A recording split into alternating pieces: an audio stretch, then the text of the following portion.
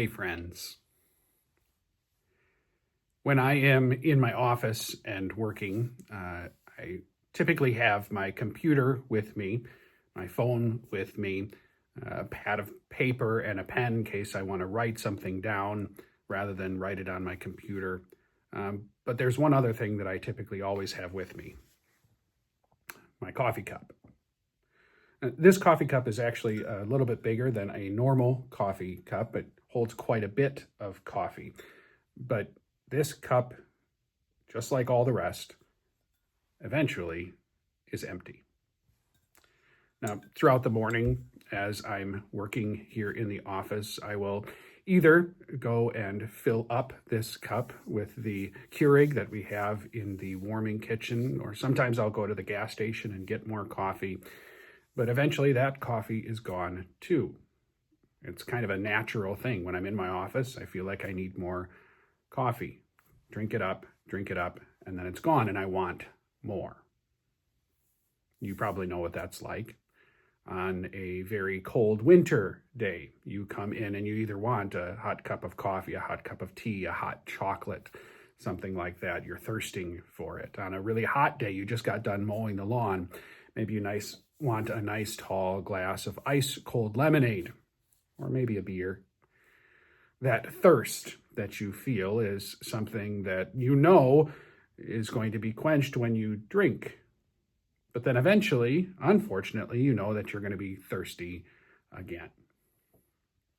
Jesus was with his disciples celebrating the Feast of Tabernacles. It was a week-long festival where they would have certain ceremonies that would remind them of the time when the people of God were traveling through the desert after being delivered from their slavery in Egypt on their way to the Promised Land. As they were there, they lived in tabernacles, temporary tents.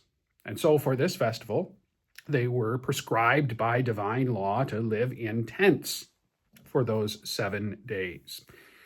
On the last day of that festival, we hear in the Gospel according to John that Jesus, recognizing the people's thirst for God's providence, the thirst that they had for all of God's blessings and particularly forgiveness and eternal life, he recognized that they had that thirst, and so he stood up and shouted, "If anyone is thirsty, let him come to me and drink." Of course, Jesus wasn't talking about coffee, tea, hot chocolate, or lemonade. Jesus wasn't talking about actual water either. Jesus was talking about spiritually drinking. Jesus was talking about believing in him.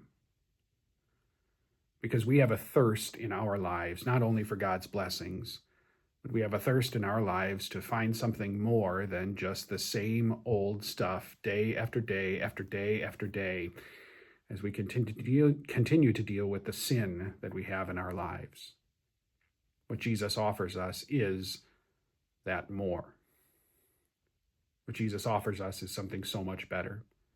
What Jesus offers us is finally full satisfaction, a quenching of our thirst. That means that we will never thirst again. He does that through the forgiveness of sins that he won for us by living a perfect life in our place and dying on the cross. He quenches our thirst for something more than this world. He quenches our thirst for eternity with him in heaven. As we celebrate the festival of Pentecost this weekend, we recognize that Jesus quenches that thirst for us by sending the Spirit into our lives to grow our faith, that we trust in him and that we stay with him until we go to be with him forever. May God bless you as you gather around his word and worship this weekend. Peace be with you.